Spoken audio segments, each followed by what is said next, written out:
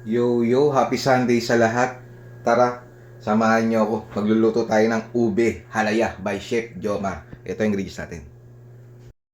Ube halaya, mga men, 1 kilo. Dalawang condensed, dalawang evap. Pakuluan muna natin siya. Hiwain natin yung bite size. Game.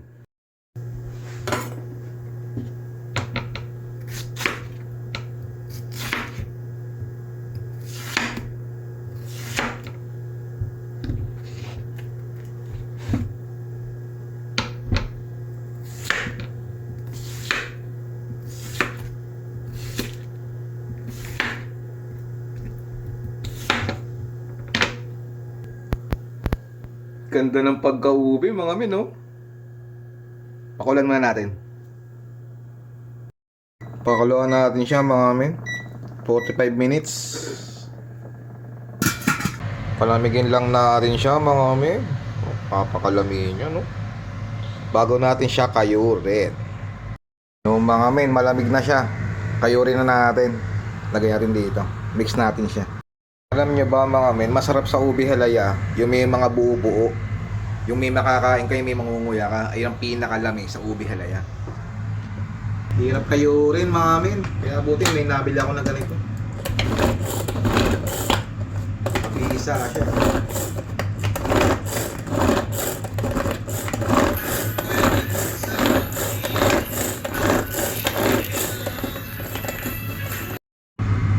Mix na tayo, mga men.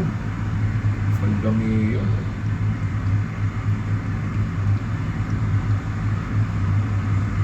Mekos-mekos lang natin, mga men. Pakalami niya, no? Tignan nyo naman, no? Ube halaya by Chef Jomar. Tapos may mga buo-buo. Chunky. Ayun ang masarap. Pag kinain mo, mga men. Bago natin siya isalang sa low heat. Mekos-mekos lang natin. Mekos-mekos.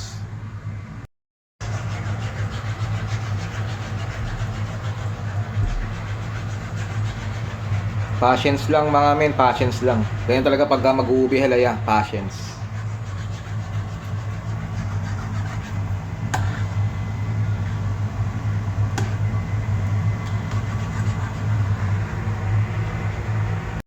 Lagay tayo ng butter or margarine, kung ano available sa inyo. All goods na yan, mga men. Tunawin lang natin yung margarine, mga men.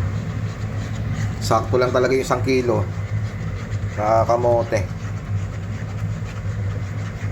Exercise by exercise bago matulog. Halo lang ng halo, mga men. Ganyan talaga pagka mag-uubi halaya. Patience lang talaga, literal. Para di masunog yung ilalim. Pero yung non-sticky pa naman to, kaya all goods pa rin, mga men. Malapit na maluto ang ube halaya ni Chef Jomar. Alam na naman, sira na naman ang diet.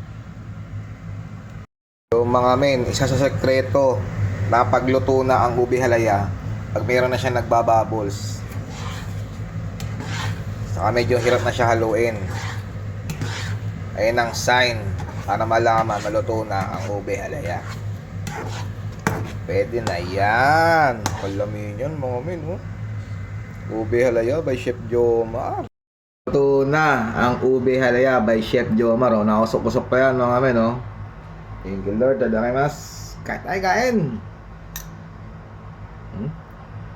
The perfect bite.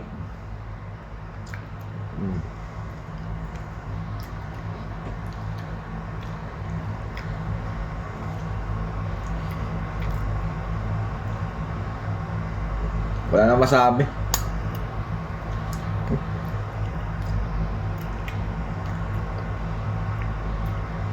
Kumikayo.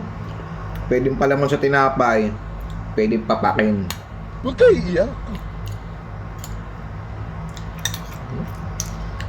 Kumikayo.